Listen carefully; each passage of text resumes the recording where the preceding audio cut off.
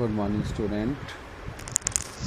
कल हमने किया था लॉ ऑफ टोटल प्रोबेबिलिटी। आज हम उसके कुछ एडवांस क्वेश्चनों को और सोल्व करेंगे, फिर हम करेंगे कल बेस थ्योरम। अगर लॉ ऑफ टोटल प्रोबेबिलिटी आपको आ गई तो ये सोच लीजिए बेस थ्योरम भी आ गई।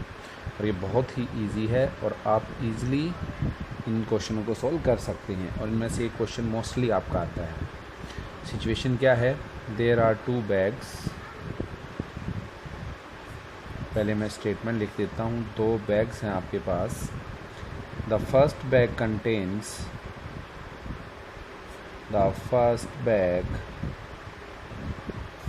contains 5 white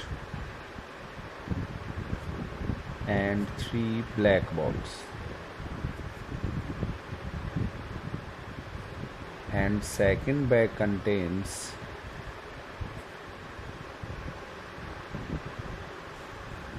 3 white and 5 black balls. 2 balls are drawn at random. 2 balls are drawn at random from first bag and are put into second bag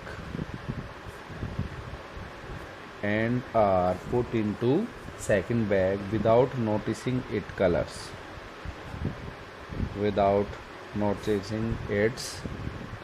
या आप ये भी कह सकते हैं कि 2 बॉल फर्स्ट बैग में से किस में ट्रांसफ़र कर दी, सेकंड बैग में। एक ही बात है। देन 2 बॉल्स ही ट्रांसफ़र करी है, अब 2 बॉल्स ही वो वहाँ से निकालेगा। Then 2 balls are drawn from the second bag. Find the probability that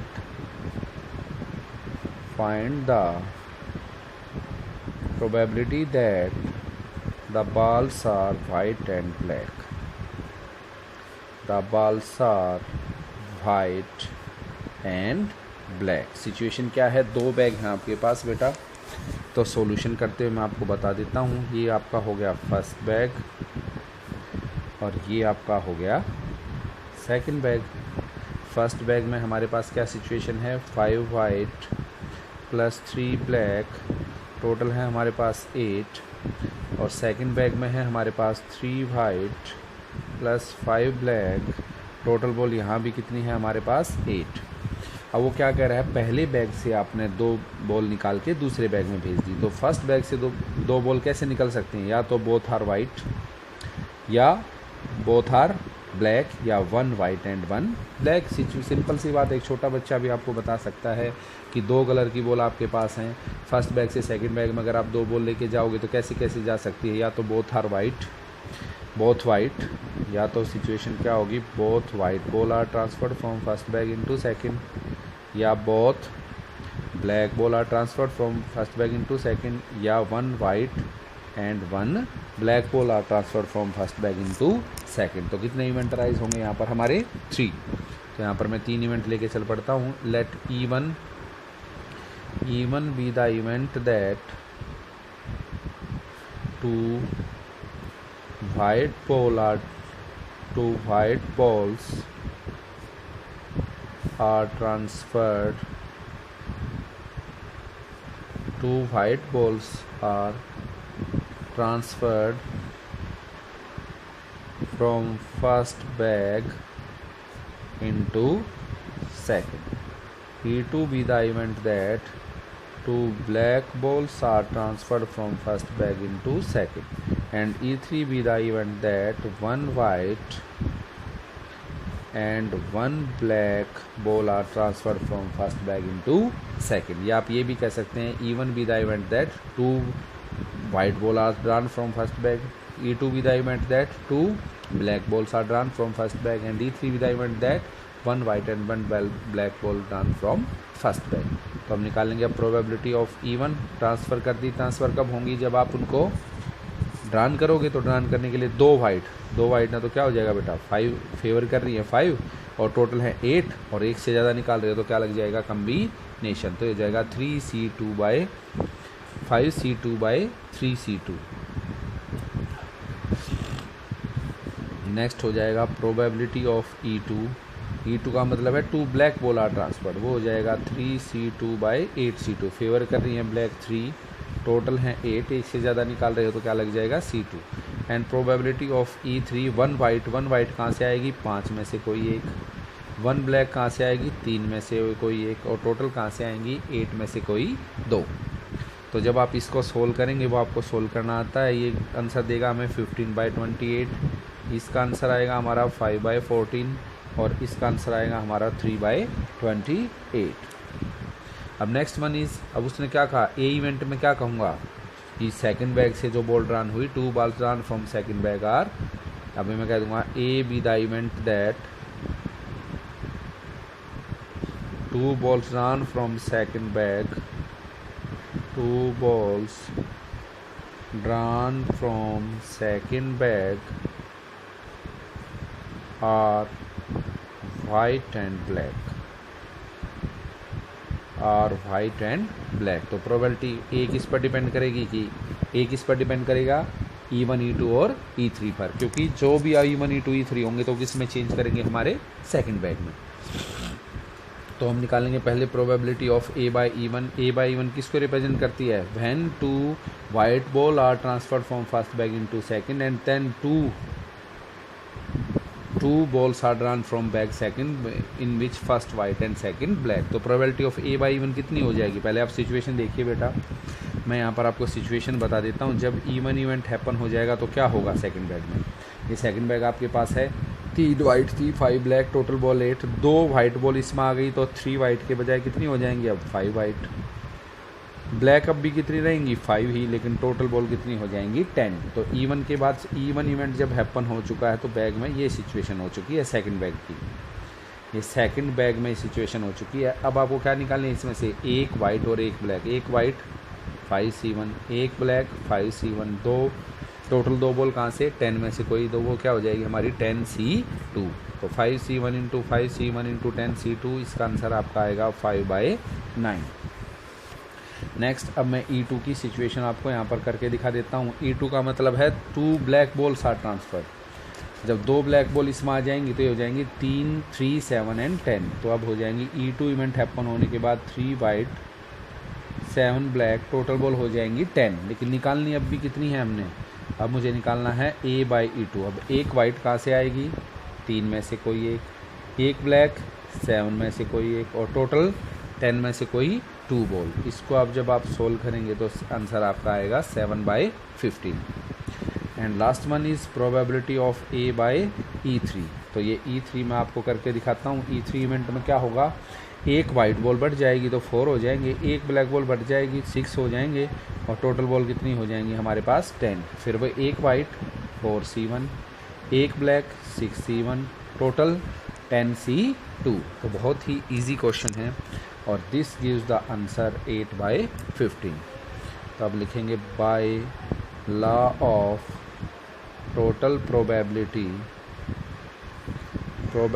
of A, वो हो जाएगी probability of E1 into probability of A/E1 plus probability of E2 into probability of A/E2, probability of E3 into probability of A/E3।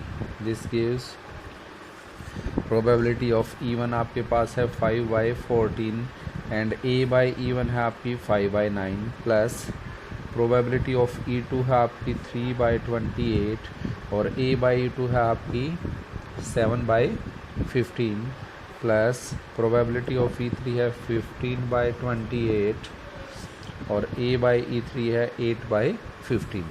जब आप इसको solve करोगे तो आपका answer आ जाएगा 673/1260। ये आपकी क्या आ जाएगी रिक्वायर्ड प्रोबेबिलिटी। तो आपको ध्यान रखना है, क्वेश्चन थोड़ा सा लेंथी है लेकिन है बहुत ईजी। तो इस तरह से आप इन क्वेश्चनों को सॉल्व कर सकते हैं।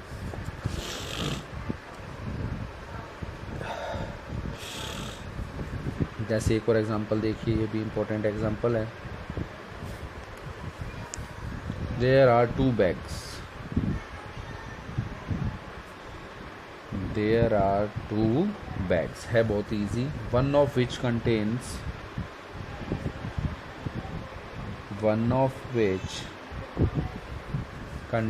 three black and four white balls. Other bag contains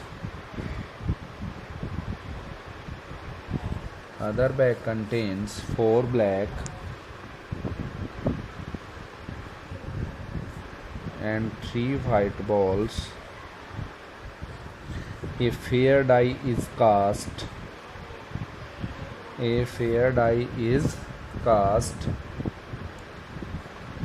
If the face 1 or 3 turns up,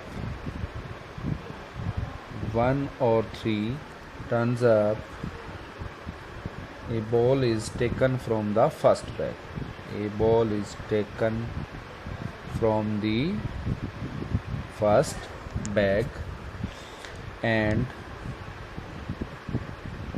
if any other face turns up,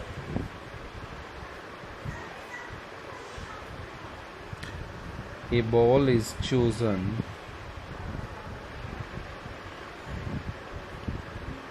from second bag. Find the probability of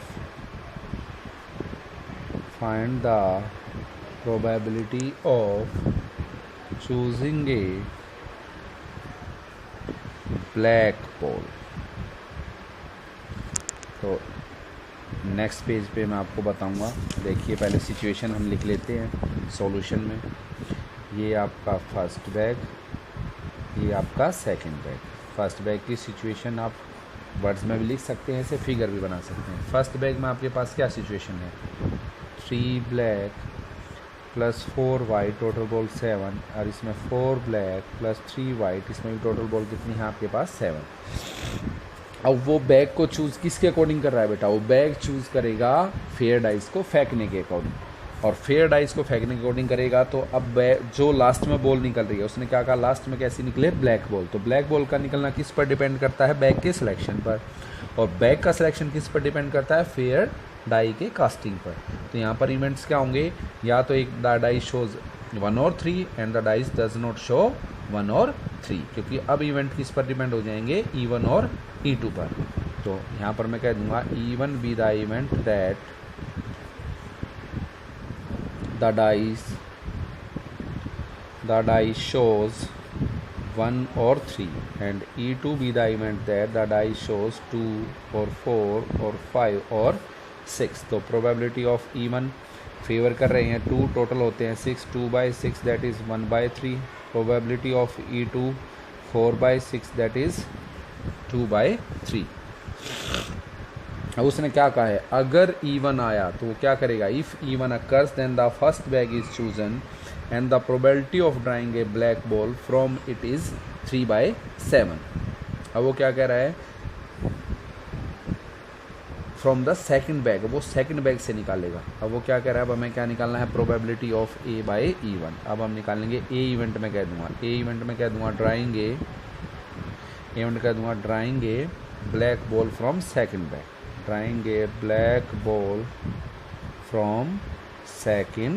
bag. तो अब निकालेंगे हम प्रोबेबिलिटी ऑफ A/E1. A/E1 क्या का मतलब क्या है? जब E1 इवेंट हैपन हो चुका है, मीन्स जब डाइस में 1 और 3 आ चुका है तो उसने बैग 1 को सिलेक्ट किया है.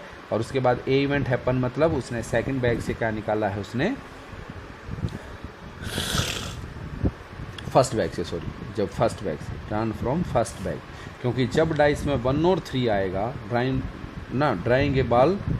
ए ब्लैक बॉल. बस अभी नहीं पता हमें, सिर्फ यहाँ पर क्या लिखा जाएगा? ड्राइंग ए ब्लैक बॉल, क्योंकि वो फर्स्ट बैग से भी निकाल रहा है और वो सेकंड बैग से भी निकाल रहा है. तो प्रोबेबिलिटी ऑफ A/E1 क्या शो करेगी? A/E1 का मतलब है द डाइस शोज 1 और 3 and first bag is selected and a black ball is drawn. And A black ball is drawn. अब खुद देख लीजिए, जब डाइस में 1 और 3 आया तो आपने फर्स्ट बैग को सिलेक्ट किया और उसमें से एक ब्लैक बॉल निकाली, तो probability of A by E1 कितनी हो गई? 3/7। अब probability of A by E2 देखिए, अब उसने क्या कहा था, अगर डाइस में 2, 1 और 3 को छोड़कर कुछ भी आया तो कौन सा बैग सेलेक्ट करेगा? सेकंड, और उसमें से क्या निकालेगा फिर? Black ball. तो A by E2 the dice shows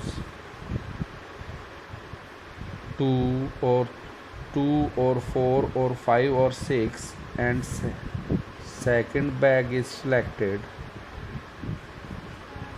and a black ball is drawn तो probability of A by E2 बहुत ईजी है, ब्लैक बॉल निकालोगे तो कितनी हो जाएगी हमारे पास? 4/7। Then required probability by law of total probability PE1 into P A by E1 plus PE2 into P A by E2। PE1 कितनी है बेटा आपकी? वो है 1/3 इंटू 3/7 प्लस 2/3 इंटू 4/7। तो 3 से 3 कैंसिल होके यहाँ पर बचा 1/7 और यहाँ पर हो गया हमारे पास 8/21। तो होल आंसर आएगा आपका 11/21। This is your answer. तो इस तरह से आप लॉ ऑफ टोटल प्रोबेबिलिटी के सारे क्वेश्चनों को इजीली सॉल्व कर सकते हैं। फार्मूला वही रहना है। अगर आपको लॉ ऑफ टोटल प्रोबेबिलिटी नहीं याद रहता सर तो सिर्फ आप क्या लिखेंगे? Required probability. तो कल हम जो क्वेश्चन करेंगे वो किससे करेंगे? बेस थ्योरम के। लेकिन बेटा बेस थ्योरम आपको तभी क्लियर होगी जब आपको law of total probability clear हो चुकी है। देखिए इसका एक और एग्जांपल देखिए जिसमें सब कुछ आपके पास गिवन होगा, सिर्फ आपको समझना है कि क्या गिवन है और कैसे क्वेश्चन को सोल्व करना है। जैसे मैं बुक में से ही दिखा देता हूँ, ये बुक है हमारे पास, इसमें से स्टेटमेंट लिखने में तो ज़्यादा टाइम लग जाता है। ये स्टेटमेंट है हमारे पास, a person has undertaken a construction job. एक कंस्ट्रक्शन जॉब कर रहा है एक person. The probabilities are 0.65 that 3 will be strike, there will be strike, 0.80 that the construction job will be completed on time if there is no strike, and 0.32 that the construction job will be completed on time if there is a strike. Determine the probability that the construction job will be completed on time. तो पहले आप इसका screenshot ले लीजिए, फिर मैं आपको इसको क्लियर करता हूँ। तो इसमें इसी में सॉल्यूशन भी है तो यहीं से आपको समझा देते हैं हम।